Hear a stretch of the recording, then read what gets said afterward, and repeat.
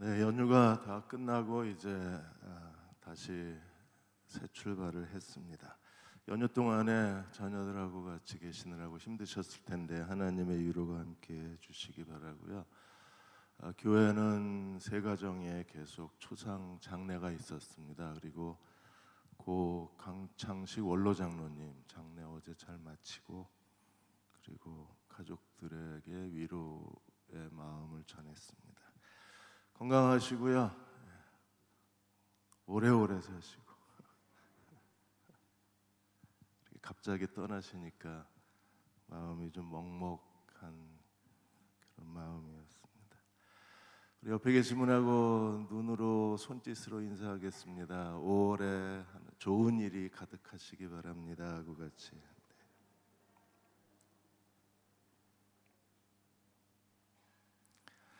어떤 분이 교회 언제 밥 주냐고 그러시는데 빨리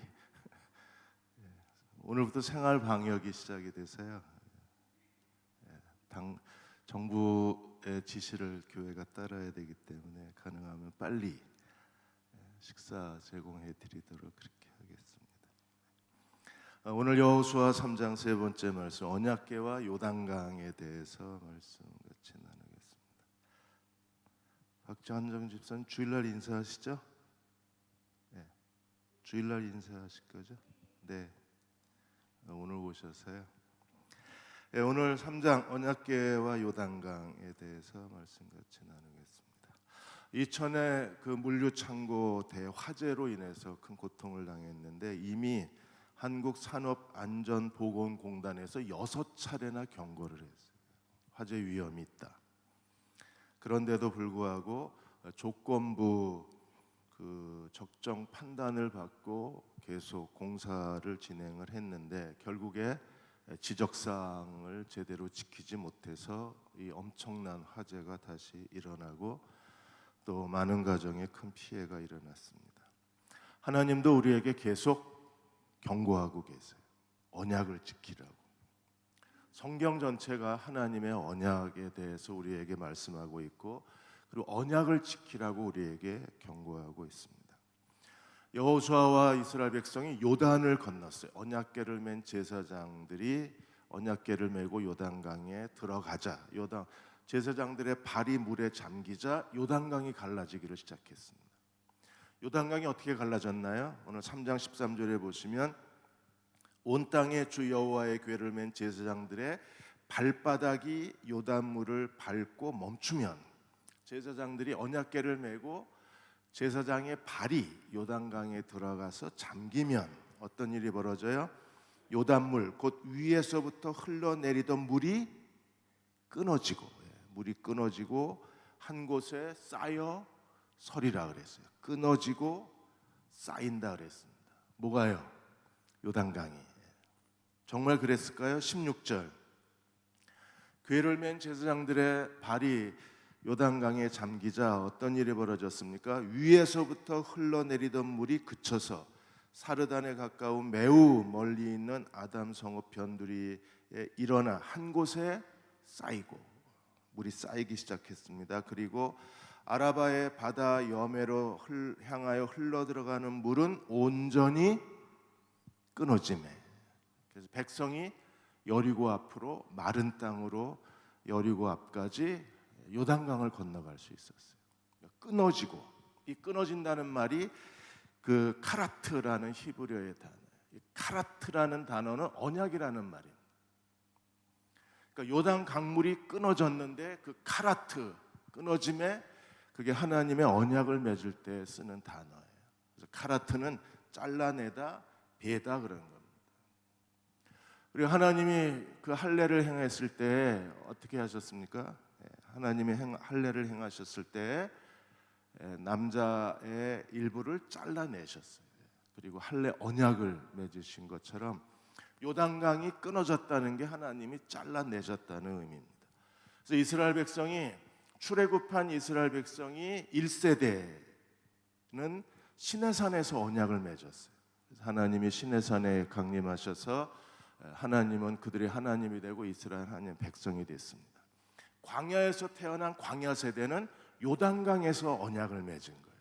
그래서 요단강을 건넌 것이 그들에게는 언약을 맺는 행위가 된 겁니다. 그래서 하나님이 잘라내셨다. 이게 무슨 뜻일까요? 이 카라트라는 단어는 무슨 뜻일까요? 우리가 카라트라는 단어를 이해하려면 아브라함의 횃불 언약을 이해해야 합니다. 하나님께 창세기 15장에서 아브라함과 더불어 횃불 언약을 맺으셨는데 이 횃불 언약을 카라트 베리트라고 합니다. 이제 보여주시는 거예요. 이제 보여주세요. 이게 계속 얘가 지금 세 번째 떴습니다. 카라트 베리트라는 겁니다. 카라트 베리트는 계약을 맺다는 뜻인데 베리트라는 것은 고기를 잘라내다 그런 뜻이에요. 두 쪽을 내다 잘라내다. 그래서 이 카라트 하나님이 끊어내셨다. 베리트 고기를 잘라내셨다. 그래서 하나님이 고기를 잘라서 짐승을 둘로 자르고 언약을 맺으신 겁니다. 구약 시대의 고대 근동 사회에서는 언약을 맺을 때 그 언약의 계약의 당사자 두 사람이 짐승을 잘라요. 반으로 자르고 그 사이로 지나가요. 지나가면서 그들이 계약의 문서를 가지고 계약의 당사자 두 사람이 고기 사이를 지나감으로 계약이 체결이 됩니다. 만일에 여러분들이 어느 아파트를 살려고 계약을 하면 고대 근동 사회라고 그러면 짐승을 반으로 자르고 집주인하고 집을 살려는 사람이 그 계약 문서를 들고 고기 사이를 지나가야 계약이 맺어지는 거예요. 이걸 바리트라고 그럽니다. 카라트 베리트라고 그럽니다.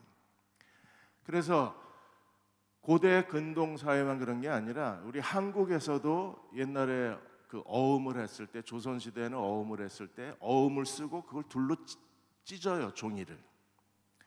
나중에 그 두 조각을 맞춰서 그 계약이 집행되게 그렇게 했습니다.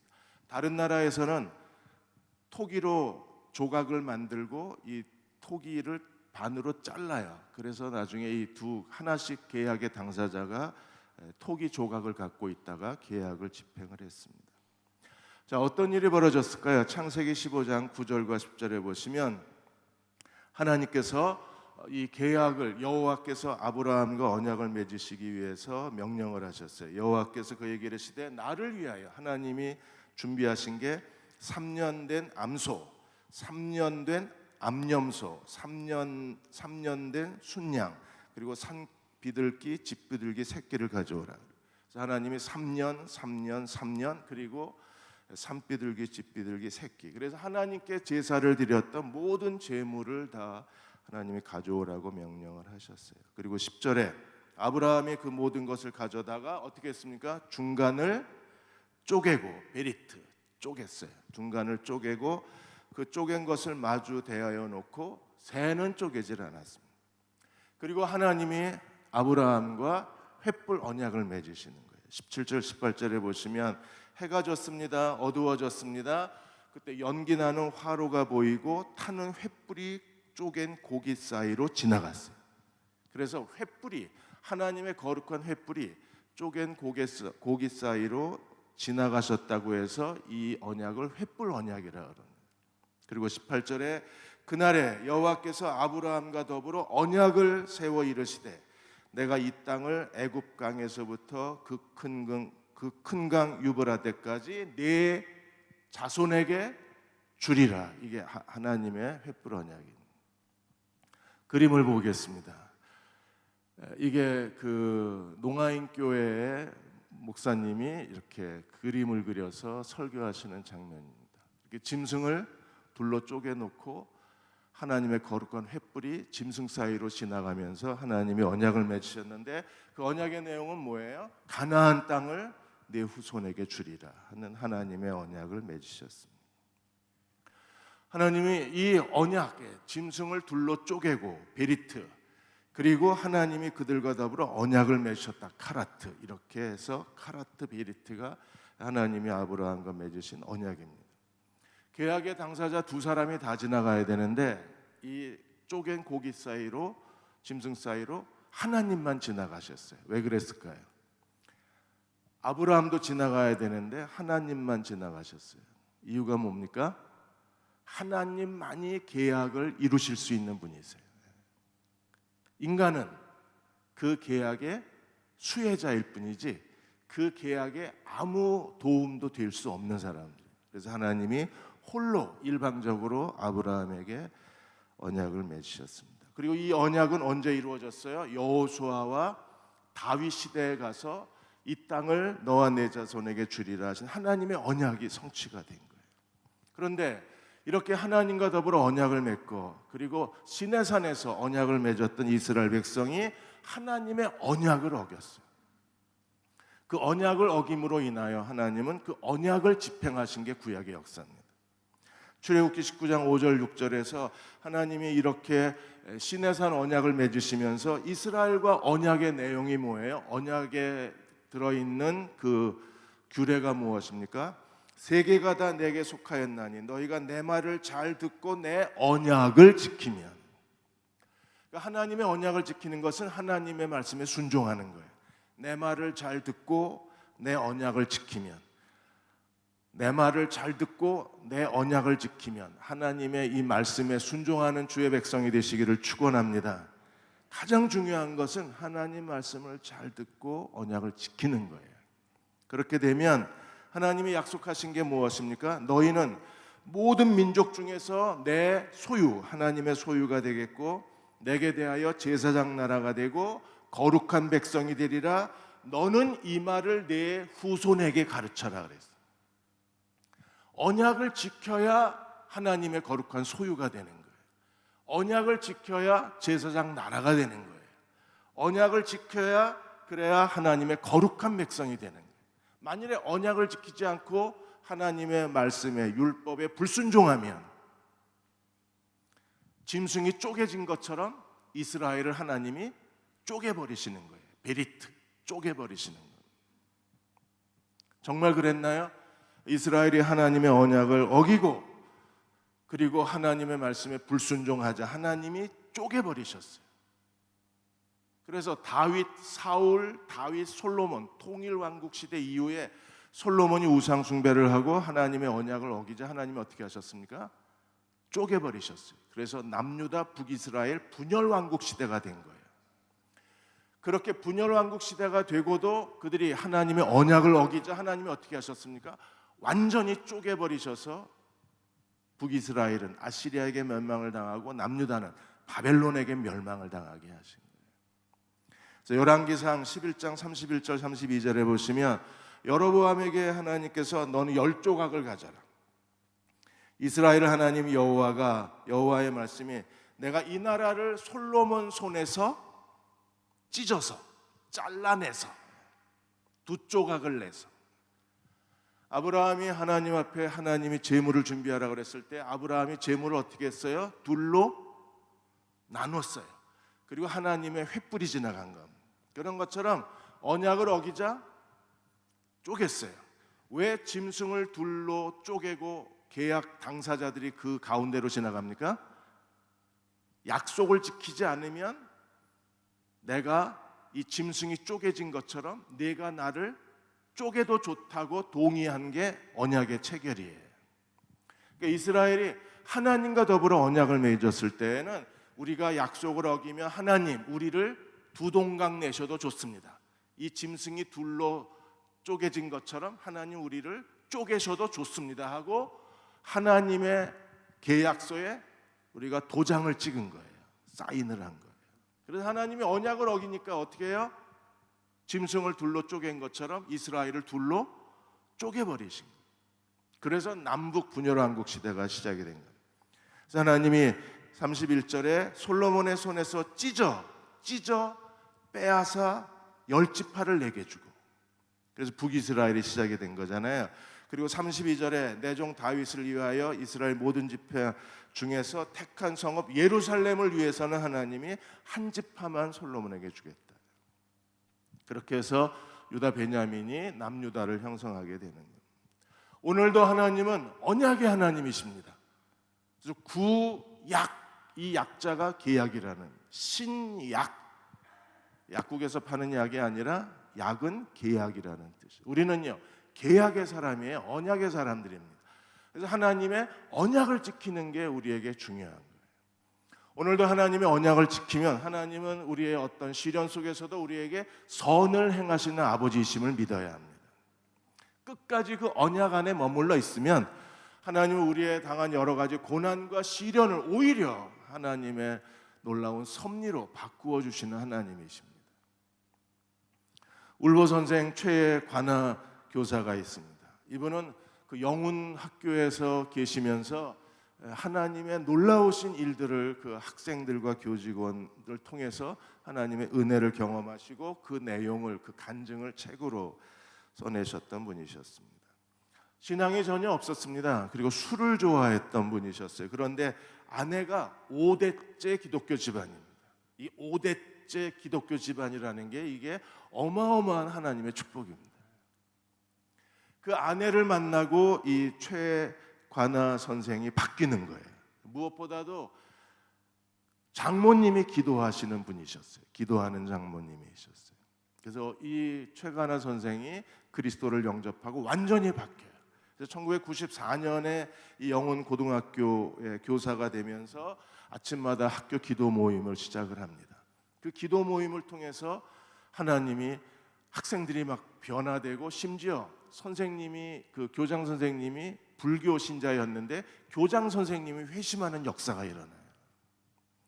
학생들이 기도에 불이 붙었어요. 그래서 2000년도부터는 학생들이 자발적으로 점심시간에 찬양과 기도 모임을 만들어서 그렇게 기도하는 학교였었어요.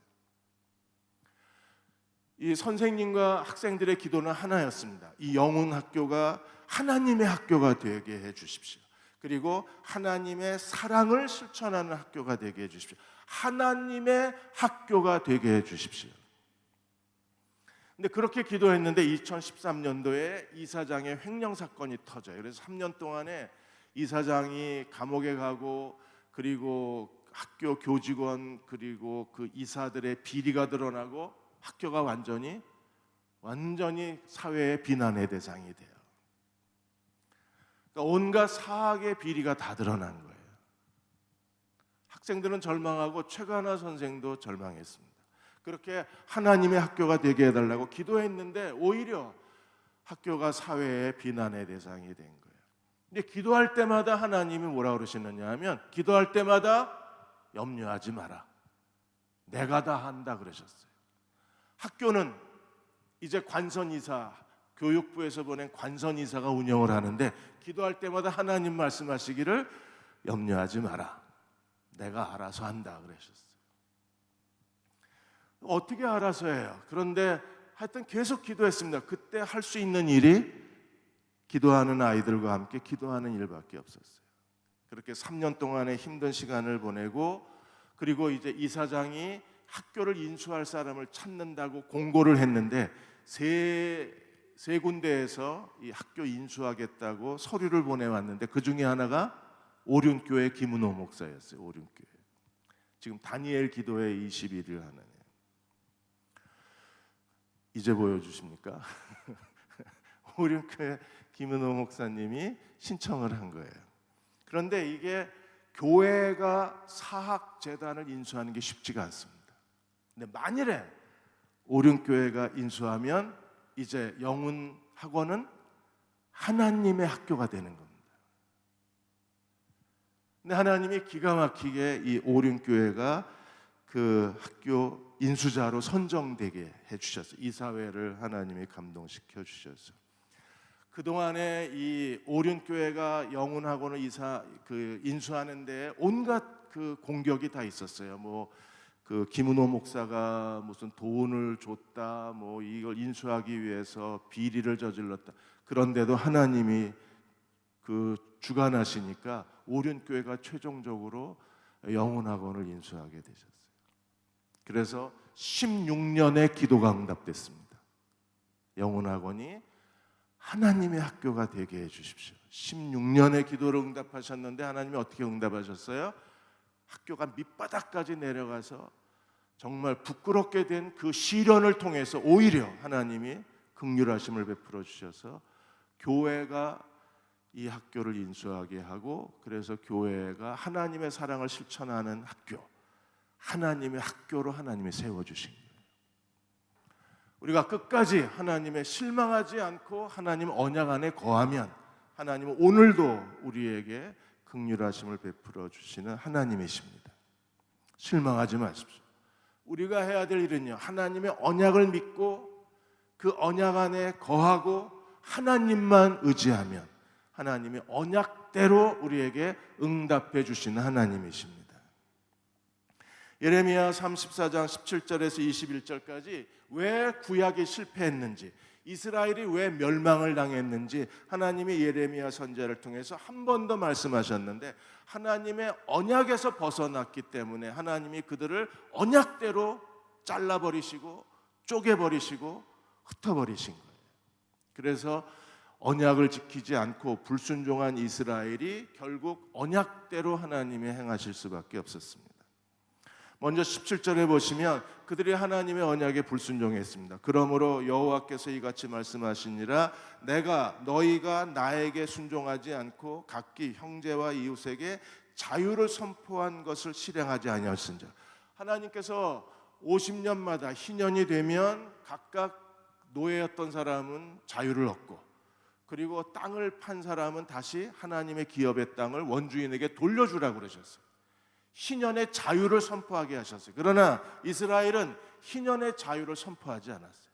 하나님의 언약을 지키지 않았습니다. 하나님의 율법에 불순종했습니다. 그러자 하나님이 어떻게 하셨어요? 내가 너희를 대적하여, 하나님이 그들을 끊어버리셨어요. 어떻게? 대적하여 칼과 전염병과 기근에게 자유를 주리라, 여호와의 말씀입니다. 너희가 자기 형제에게 자유를 주지 않았으므로 내가 칼과 전염병과 기근에게 자유를 주리라. 자유를 주라는 하나님의 명령에 순종하지 않자 하나님이 어디에 자유를 주셨어요? 칼과 전염병과 기근의 자유를 주셨어요. 전염병이 있는 곳에 반드시요 칼과 기근이 같이 가요. 코로나19 때문에 지금 지구촌에 칼과 기근이 같이 몰려오는 거예요. 칼과 전염병과 기근에 자유를 준다는 게 무슨 뜻입니까? 칼과 기근과 전염병 때문에 너희가 죽임을 당하리라, 그 뜻입니다. 자유를 하나님의 그 언약, 하나님의 율법에 자기 형제에게 다시 원래의 모든 것을, 생명과 토지를 되돌려 주라고 하는 희년의 법을 지키지 않았던 이스라엘이 결국 하나님이 그들을 대적하셔서 그들을 심판하셔서 칼과 기근과 전염병으로 하나님이 그들을 다 하나님의 진노에 내버려 두신 거예요. 이스라엘은 어떤 사람들이었습니까? 이스라엘은 18절에 보시면 18절 19절에 그들은 하나님과 언약을 맺은 백성이었어요. 어떤 언약을 맺었습니까? 송아지를 둘로 쪼개고 그 두 조각 사이로 지나며, 이게 아브라함의 횃불 언약이었잖아요. 송아지를 둘로 쪼개고 그 두 조각 사이로 지나매 내 앞에 언약을 맺었으니 그 말을 실행하지 아니하여 내 계약을 어긴 그들은 언약을 맺고 언약을 실행하지 않았대요. 누가요? 19절에 곧 송아지 두 조각 사이로 지나간 유다 고관, 예루살렘 고관, 내시 제사장들과 이 땅 모든 백성, 송아지 하나님의 제물을 둘로 쪼개고 그리고 하나님과 더불어 두 쪼갠 고기 사이로, 짐승 사이로, 조각 사이로 지나가며 여호와의 언약을 맺었어요. 그 언약을 맺은 사람들은 어떤 사람들입니까? 그들이 유다의 지도자들, 그리고 예루살렘의 지도자들, 그리고 제사장들, 궁궐에 있는 사람들, 고위직에 있는 사람들, 그리고 이스라엘 백성들. 그들이 하나님과 언약을 맺고 언약을 지키지 않았습니다. 그래서 어떻게 하셨어요? 20절 첫 번째 하나님이 그들을 어떻게 하셨습니까? 20절 내가 언약을 맺으신 하나님, 이스라엘 지도자와 이스라엘 백성과 언약을 맺으신 하나님인 내가 그들을 그들의 원수의 손과 그들의 생명을 찾는 자의 손에 넘기리니 그들의 시체가 공중의 새와 땅의 짐승의 먹이가 될 것이며, 짐승을 둘로 쪼개고 언약을 맺었어요. 그런데 그 언약을 지키지 않자 하나님이 이스라엘을 둘로 쪼개버리셨어요. 어떻게 쪼개셨어요? 이스라엘의 원수의 손에 그들을 넘기셔서 그들로 하여금 그들의 시체가 하늘의 새와 땅의 짐승의 먹이가 되게 하셨다 그러셨어요. 그게 첫 번째 저주입니다. 두 번째 21절, 내가 이스라엘과 언약을 맺으신 하나님, 그 언약의 하나님 내가 유다의 시드기야 왕과 그의 고관들을 그들의 원수의 손과 그들의 생명을 찾는 자의 손과 너희에게서 떠나간 바벨론 군대의 손에 넘기시리라. 손이 몇 번 나와요? 3번 나옵니다. 누구의 손? 원수의 손. 두 번째는 누구의 손? 이스라엘의 생명을 찾는 자의 손. 세 번째는 어떤 손? 바벨론 왕의 군대의 손에 넘겨버리겠다. 누구를요?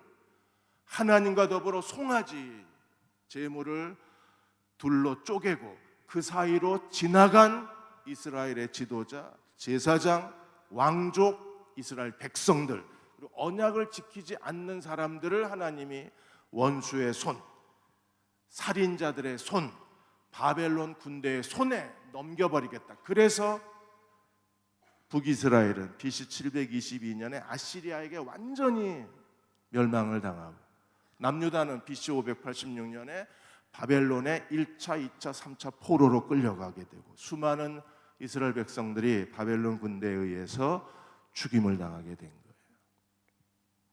이게 요단강이 끊어졌다는 이 단어로부터 시작이 되는 거예요. 카라트 베리트.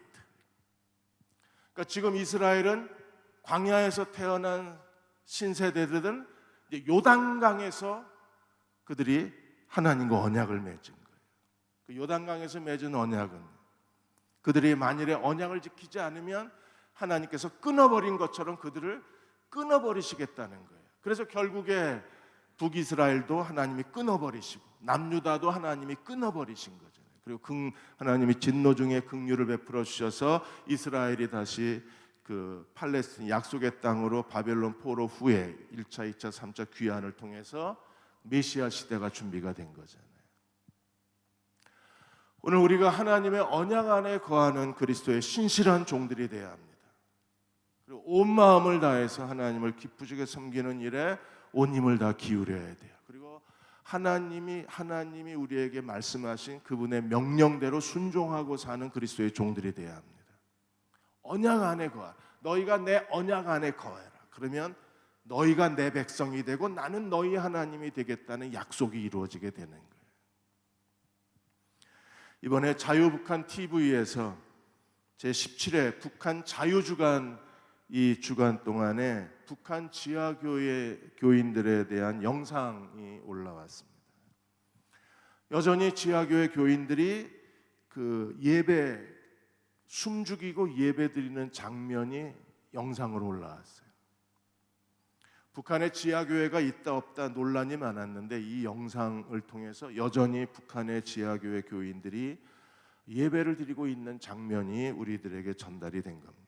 그들은 목숨을 걸고 하나님 앞에 찬송을 부르지도 못하고 기도하지도 못하고 그들은 깊은 침묵 속에서 하나님을 예배하고 있습니다. 놀랍게도 목숨을 걸고 북한 땅에 들어가서 성경을 나눠주고 복음을 전하는 선교사들에 의해서 복음이 조금씩 북한 주민들 사이에 전파되고 있다고 했습니다. 그러면 이 지하교회 교인들은 어떤 성경을 가지고 예배드리고 있을까? 그들은 어떤 찬송을 갖고 있을까? 그 사진을 잡아왔습니다. 이게 일제시대 때 성경책입니다. 일제시대 때 성경책을 지금도 갖고 있어요. 다 해져가지고 너덜너덜해져서 거의 읽을 수가 없습니다. 그런데 저걸 보물처럼 간직하고 저 성경을 읽으면서 믿음을 지키고 있는 거예요. 그리고 그 옆에 있는 노트는요, 찬송가를 손으로 쓴 겁니다. 일제시대 때 불렀던 찬송가를 손으로 써서 그걸 읽으면서 노래 찬양을 부를 수 없으니까 이미 다 잊어버렸으니까 그냥 찬송가 가사를 읽으면서 하나님을 예배합니다. 그럼 하나님을 예배할 때 어떻게 하는가? 다 숨어서 하거나 어쩔 수 없이 집에서 하게 되면 김일성 부자 사진이 그걸 붙여놓고 예배할 수 없으니까 그걸 떼어놓고 예배드리는 장면도 영상을 통해서 우리들에게 전달이 됐어요. 그분들을 인터뷰했습니다. 그분들에게 가장 큰 소원이 뭐냐고 질문을 했습니다. 그러자 마음껏 정말 자유롭게 정말 마음껏 하나님을 예배하고 죽으면 아무 소원이 없겠다 그러셨어요. 하나님을 예배하고 싶다. 우리 안에 그리스도가 계시면 당연히 우리 마음에는 하나님을 예배하고자 하는 갈망이 있어요. 만일에 예배에 대한 거룩한 갈망이 없으면 둘 중 하나입니다. 구원받지 못한 사람이거나 아니면 영적으로 침체된 사람이거나. 그러나 우리가 그리스도와 동행하는 사람이라면 우리 안에 하나님을 온전한 마음으로 신령과 진정으로 내 온몸을 다해서 전심을 다해서 하나님을 예배하고자 하는 거룩한 욕망이 우리 안에 있어야 돼요. 그래서 우리가 예배드리고 돌아갈 때 내가 오늘 온전히 예배드리지 못했다고 생각이 들면 그게 얼마나 마음에 자책감이 들어요. 그게 잠도 잘 수가 없고 먹을 수도 없이 우리 마음을 정말 힘들게 하는 아주 우리 무겁게 짓누르는 죄책감이 무엇입니까? 내가 오늘 전심을 다해서 하나님을 예배하지 못했다는 죄책감 아니에요. 하나님의 언약 안에 거하는 사람들은 온 마음을 다해서 하나님을 예배하고 그리고 매일 하나님이 기뻐하시는 일이 무엇일까를 찾고 누가 시키지 않아도 자발적으로 하나님의 뜻을 순종하는 사람들 아닌가요? 그러나 이스라엘은 하나님 그들에게 아브라함과 언약을 맺으시고 시내산에서 언약을 맺으시고 요단강에서 언약을 맺으셨는데 그들은 하나님의 언약을 깨뜨렸어요. 하나님의 율법에 순종하지 않았어요. 그들이 언약을 깨뜨리자 하나님은 언약대로 그들에게 행하신 거예요. 이스라엘은 언약을 버리고 하나님을 떠났지만 하나님은 언약을 지키고 이스라엘을 이방 땅으로 흩어버리신 거예요. 그래서 오늘 우리도 하나님의 언약의 백성이 되어야 합니다. 요단강을 건넌다는 건 어떤 의미가 있을까요? 그리스도께서 십자가에 죽으시고 부활하심으로 말미암아 마침내 카라트 베리트 하나님의 언약을 성취하신 거예요. 오늘 우리는 새 언약의 사람들입니다. 구약의 언약의 백성이 아니라 하나님이 우리를 새 언약의 백성으로 우리를 세우신 것을 믿으십니까? 우리는 새 언약의 백성으로 하나님 앞에 세움을 받은 사람들입니다. 예레미야 31장 31절에 33절까지 새 언약에 대해서 이렇게 말씀하셨어요. 여호와의 말씀이니라 보라 날이 이르리니 내가 이스라엘 집과 유다 집에 새 언약을 맺으리라. 이 언약은 누구를 통해서 성취됐어요? 그리스도를 통해서 성취가 되셨어요. 그리스도가 새 언약의 중보자이십니다. 십자가에 죽으시고 부활하심으로 말미암아 그리스도를 통하여 새 언약이 성취가 된 거예요. 옛 언약의 사람들은 어떻게 살았습니까? 32절에 이 언약은 내가 그들의 조상들의 손을 잡고 애굽 땅에서 인도하여 내던 날에 맺은 것과 같지 아니할 것은 왜? 하나님이 옛 언약을 실패하셨어요. 내가 그들의 남편이 되었어도 그들이 내 언약을 깨뜨렸습니다. 그래서 하나님이 이스라엘을 깨뜨려 버리셨어요. 옛 언약 하나님이 그들의 남편이 되었음에도 불구하고 그들은 하나님을 버리고 간음죄를 영적 간음을 저질렀어요. 하나님을 버리고 우상 숭배했습니다. 우상 숭배는 영적 간음이라고 말씀하셨잖아요. 그래서 옛 언약은 실패했어요. 그래서 하나님이 새 언약을 맺으셨어요. 33절에 새 언약은 어떤 언약입니까? 그러나 그날 후에 내가 이스라엘 집과 맺을 언약은 이러하니 곧 내가 나의 법을 그들 속에 두고 그들의 마음에 기록하여. 새 언약의 백성인 것을 믿으십니까? 그렇다면 옛 언약은 돌에 하나님의 율법이 기록되었는데 새 언약은요, 하나님의 법이 어디 있다고 그랬어요? 우리 마음에, 하나님이 마음에 기록하셨대요. 그래서 다시 보여주세요. 33절에 나의 법을 그들의 속에 두고 그들의 마음에 기록하여. 마음에 기록되셨습니까? 이거 없으면 새 언약의 백성이 아닙니다. 이거 들고 다닌다고 새 언약 백성이 아니라 이게 어디에 기록되어 있어야 돼요? 내 마음에.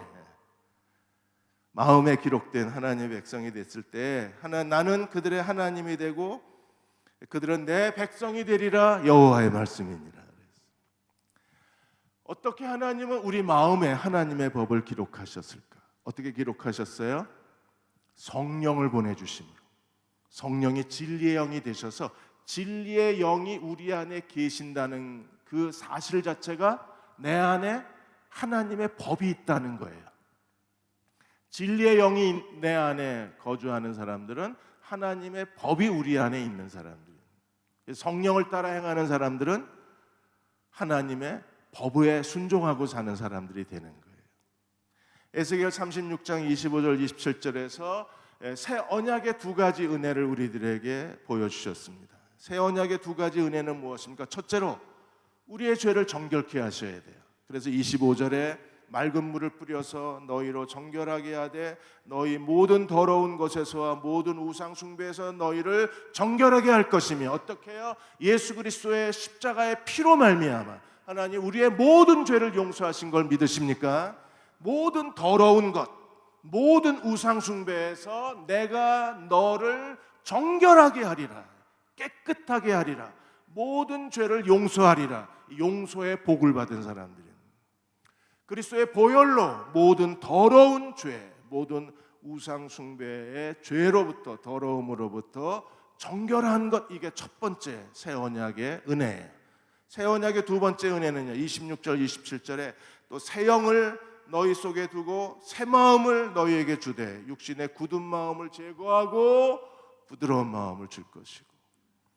하나님의 새 언약 안에는 하나님이 우리에게 굳은 마음을 제거하고 부드러운 마음, 새 마음을 주시겠다고 하셨어요. 근데 어떤 사람들은 왜 아직도 굳은 마음일까요? 부드러운 마음을 전혀 보기가 힘듭니다. 가끔 어쩌다 부드러운 마음이고 어쩌다 또 굳은 마음이 되고 그래요. 왜 그래요? 아직 제거가 안 돼서 그래요. 하나님이 잘라버리셔야 되는데 하나님께서 이 구약의 요단강이 끊어진 것처럼 굳은 마음이 끊어지고 쌓여 있어야 되는데 아직까지 이게 끊어지지 않아서 그래요. 조금씩 흘러서 그렇습니다. 다 끊어지시기를 축원합니다. 이게 완악한 마음이 다 끊어져야 돼요. 끊어져서 한쪽에 쌓여 있어야 돼요. 그래야 우리가 언약의 사람이 될 수 있는. 그리고 27절에 하나님이 우리에게 성령을 주셨습니다. 성령을 주신 이유가 어디 있어요? 성령을, 새 영을, 내 영을 너희 속에 두어 너희로 내 율례를 행하게 하리니 너희가 내 규례를 지켜 행할지니라. 아멘. 성령이 진리의 영이십니다. 그분이 우리를 진리 가운데로 인도하시고 진리를 가르치시고 진리를 깨닫게 하실 겁니다. 그리고 진리에 순종하게 해주실 거예요. 그래서 우리는 어떤 사람이 됩니까? 하나님의 율법을 순종할 수 있어요. 그리고 새 언약 백성들입니다. 예수께서 십자가에 죽으시고 부활하심으로 이 언약을 이루신 거예요. 요단강을 건넜다는 것은 무엇을 의미합니까? 홍해를 건너고 요단을 건넜다는 것은요, 침례 사건을 의미한다 그랬어요. 물속에 들어갔다 나온 건 침례의 사건입니다. 그래서 홍해를 건넌 구약 출애굽의 1세대는 첫 번째 침례를 받은 사람들이고, 광야의 새로운 세대는 요단강에서 침례를 받은 사람. 침례는 뭘 의미한다고 했습니까? 그리스도의 죽음과 부활에 연합하는 걸 의미한다 그랬어요. 이제 다음 주 수요일 날 4장에서 그리스도의 죽음과 부활이 어떻게 새 언약이 되는가를 함께 나누려고 합니다. 우리는 요단강에서 침례받은 사람들입니다. 우리는 그리스도의 죽음과 부활에 연합한 사람들입니다. 그래서 로마서 6장 3절 4절에서 이렇게 말합니다. 무릇 그리스도 예수와 합하여 침례를 받은 우리는 그의 죽으심과 합하여 침례를 받은 줄 알지 못하느냐. 홍해에서 출애굽 1세대가 침례를 받았어요. 광야 세대가 요단강에서 침례를 받았습니다. 오늘 우리는요, 예수 그리스도를 믿고 교회에서 침례를 받습니다. 어떤 사람들은 강에서, 바다에서 침례를 받습니다. 침례를 받은 목적이 어디 있어요? 4절에 그러므로 우리가 그의 죽으심과 합하여 침례를 받음으로 그와 함께 장사되었나니 이는 아버지의 영광으로 말미암아 그리스도를 죽은 자 가운데서 살리신 것 같이 우리도 또한 새 생명 가운데 행하게 하려 하심이라. 그리스도가 죄에 대하여 죽으시고 하나님께 대하여 부활하셨어요. 물속에 들어갔다 나오는 것은 그리스도와 함께 죄에 대하여 죽고 하나님께 대하여 산 자가 되었다는 걸 의미합니다. 우리는 그리스도와 연합하는 침례를 받은 사람들입니다. 우리는 그리스도의 죽음과 부활로 새 언약 백성이 된 사람들입니다. 우리 이제 어떻게 살아야 되나요? 죄는 끊어지고 이제 우리는 하나님께 대하여 새 생명 가운데 사는 그리스도의 종들이 돼야 돼요. 여호수아 4장에 2개의 돌기둥이 세워졌어요. 강바닥에 하나의 돌기둥이 세워지고 길갈에 하나의 돌기둥이 세워졌어요. 우리는 그리스도와 함께 죽음에 연합한 자가 되고 첫 번째 돌기둥, 두 번째 그리스도와 함께 부활에 연합한 그리스도의 종들이 돼야 돼요. 더 이상 죄를 짓지 않고 우리는 어떻게 살아야 합니까? 새 생명 가운데 사는 사람이 돼야 돼요. 하나님의 말씀에 순종하고 그리고 하나님을 마음을 다하여 예배하고 그리고 하나님의 뜻을 행하는 그리스도의 종들이 돼야 합니다. 이번 코로나를 지나가면서 저는 한 2달 동안 굉장히 마음이 힘들었습니다. 거의 우울증까지 그렇게 마음이 무거워졌었어요. 그 이유가 정말 어려운 사람들이 눈에 띄고 그 사람들을 도와주고 싶었는데 도와줄 수가 없었어요. 이번에 국민일보에 코로나19에 많은 교회의 어려움을 두면 키다리 아저씨가 된 한 교회의 이야기가 나왔어요. 서울 송파구에 계시는 목사님이신데 이분은 자기 이름을 드러내지 않고 주변의 그 지역 내 송파구 안에 미자리 교회, 오히려 도시에 있는 개척교회가 이번에 정말 어려웠어요. 월세는 비싸고 교인들은 교회에 오지 못하고 헌금은 나오지 않는 상황이니까 도시 내에 있는 개척교회, 상가교회, 월세 내는 교회들이 진짜 어려웠어요. 그러니까 그 이야기를 듣고 이 목사님이 이름 내지 말라고 얘기하고 그래서 1억 원을 내서 그 송파구에 있는 교회 그 25군데를 도와주고 월세를 도와주고 그리고 송파구 외에 교단 내에 다른 힘든 교회가 있다는 얘기를 듣고 거기에 21개 교회에서 46개의 교회를 도와줬어요. 이렇게 어떤 교회에서는 그 계속 설교를 통해서 그 많은 사람들이 20억, 30억씩 모아서 그렇게 돕는 데도 있지만 이렇게 이름 없이 정말 키다리 아저씨가 되어서 선한 손길을 베푸는 교회들이 참 많았어요. 저희 교회도 공감 소비 운동을 하자고 이제 주보에 광고가 나가 있는데 지금 국민일보에 공감 소비 운동하는 교회들이 계속 한 교회씩 매주 소개가 되고 있습니다. 이 공감 소비 운동은 교인들이 주도하지만 실제로는 교회가 주도하는 거예요. 교회에서 여러 가지 그 재정을 투입을 해서 그 지역의 상권을 살리고 교인들도 많이 어렵잖아요. 교인들 중에 그런 소매업을 하시는 분들, 자영업 하시는 분들이 계시니까 이제 교인들을 돕고 지역 상권을 살리자는 운동이었어요. 오늘의 교회 같은 경우에는 거기에 그 목장을 통해서 지금 인터뷰하셨을 때는 한 300목장이 참여를 했대요. 그 목장에서 그 지역에 있는 전통시장을 가서 전통시장을 소비해주고 그 지역에 있는 그 목장이 예를 들어서 중구 1목장이 오류동이라 그러면 그 지역에 있는 자영업자를 돕고 교인들 사업체를 돕는 거예요. 근데 오늘의 교회는 어떻게 도왔냐 하면 이번에 그 부활절 헌금을 목장마다 다 나눠준 거예요. 그런데 그냥 나눠준 게 아니라 예를 들어서 30만 원을 주면 그 목장에서 다시 거기다 헌금을 해야 돼요. 30만 원이고 50만 원이고 30만 원씩 하면 60만 원이 되는 거고 목장 식구들이 50만 원을 하면 80만 원이 되는 거예요. 그렇게 해서 목장 교인들이 헌금하고 교회에서 일부 지원을 해주고 해서 이제 그 지역의 전통시장을 살리고 그리고 자영업자를 살리는 그 운동이 공감 소비 운동이라는 거예요. 근데 정말 하고 싶은 거예요. 그걸 못하니까 막 우울증이 왔어요.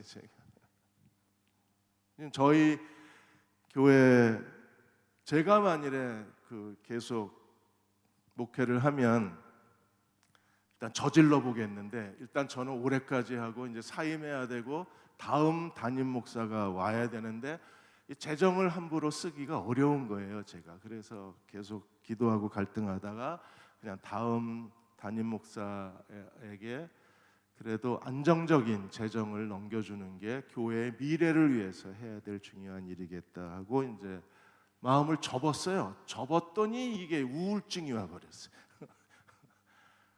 워낙 이게 그 퍼주기를 워낙 좋아하는 사람이어서 이게 그걸 못하니까 마음이 답답한 거예요. 어떤 분도 또 저한테 그러세요. 목사님답지 않게 왜 가만히 계시냐고. 그래서 가만히 있는 이유가 제가 교회를 안정적으로 다음 목사님에게 잘 넘겨줘야 되기 때문에 저도 고민을 진짜 많이 했습니다. 가끔 목사님들이 왜 표정이 그러시냐고, 어두우시냐고 한 게 이것 때문에 그래요.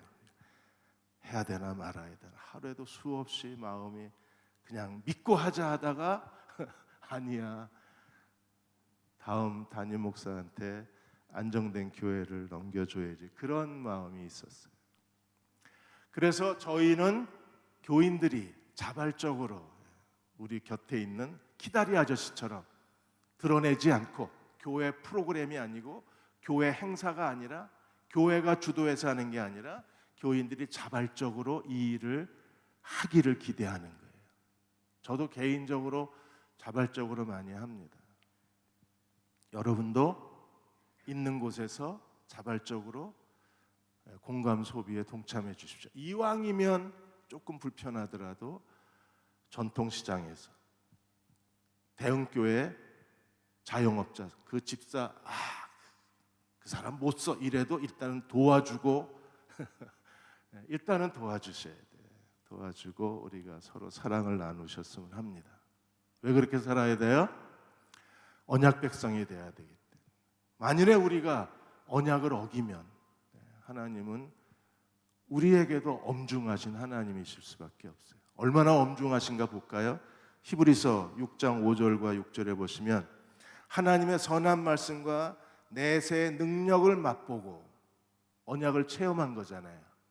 근데 6절에 타락한 자, 언약을 버리면, 만일에 우리가 언약을 버리면 하나님이 어떻게 하신다고요? 다시 새롭게 하여 회개케 할 수 없나니 이는 그들이 하나님의 아들을 다시 십자가에 못 박아 드러내놓고 욕되게 합니다. 우리가 언약을 어기면 그 언약을 깨트린 것 자체가 어떤 행동이 돼요?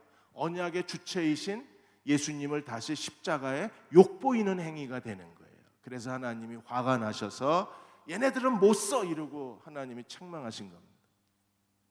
회개케 할 수 없다, 버림받았다는 게 아니에요.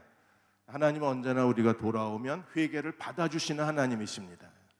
그 정도로 하나님이 엄중하시게 표현을 하신 거예요. 우리가 하나님의 은혜 안에 날마다 거하고 그분의 사랑 안에 거하여 하나님을 기쁘시게 하는 종들이 되시기를 축원합니다. 저희가 계속 장례를 치르면서 제 마음에 한 가지 결심이 섰습니다. 그래서 다음 목사님한테 잘 설명을 해드리려고 해요. 여러분이 하나님 나라 부르심을 받을 때까지 교회가 잘 섬겨드릴 거예요. 잘 섬겨드려서 노후에 정말 하나님과 동행하고 하나님 부르시는 그날까지 잘 섬겨드리는 것이 대흥교회가 해야 될 사명 중에 하나겠다는 생각이 들었어요. 그러니까 안심하시고 교회 열심히 잘 다니시면 저희가 정말 아름답고 거룩하게 장례식 잘 치러드릴 거예요. 천국 가서 뵐 겁니다. 그렇게 대흥교회와 함께 그 주님과 동행하는 교우 여러분이 되시기를 주의 이름으로 축원합니다. 이제 우리 함께 찬양하겠습니다. 예수 앞에 나오면 죄사함을 받습니다. 우리가 새 언약 백성이 됩니다. 예수 앞에 나오면 은총을 받습니다. 새 언약이 계속될 것입니다. 예수 앞에 나오면 흰 옷을 입게 될 것입니다. 우리는 하나님 나라를 상속하게 될 것입니다. 우리 찬양하고 기도하고 축도하겠습니다.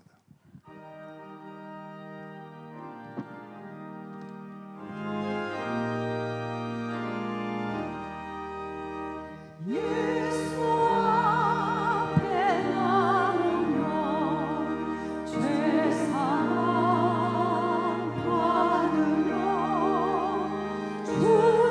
품에 안기고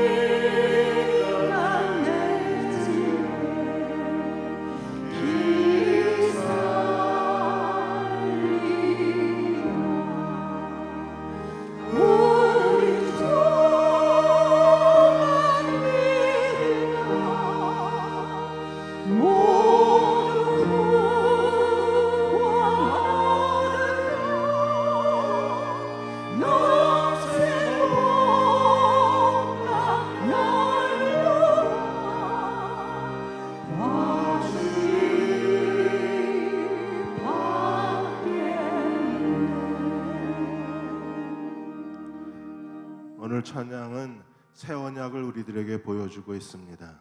새 언약에 거하면 그리스도를 믿으면 죄사함을 받습니다. 그리스도를 믿으면 매일 은총을 받습니다. 그리스도를 믿으면 죽어서 흰 옷을 입고 밝고 빛난 하나님 나라에서 살게 됩니다. 주여, 우리가 새 언약의 사람이 되게 하여 주옵소서. 하나님의 율법에 순종하는 사람이 되게 하여 주시고 날마다 그리스도와 동행하는 새 언약 백성이 되게 하여 주셔서 언약 안에 거하게 하여 주옵소서. 날마다 은총을 받는 주의 백성 되게 해 주옵소서. 하나님 기쁘시게 하는 일이 무엇인가를 알고 순종하게 하여 주옵소서. 이 시간 우리 잠시만 함께 통성으로 기도하겠습니다. 아버지 하나님, 하나님 우리에게 새 언약을 가르쳐 주시고 새 언약의 은혜를 알게 하여 주시고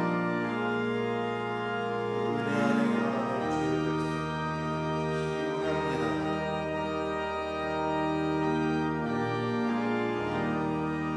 주님에 대한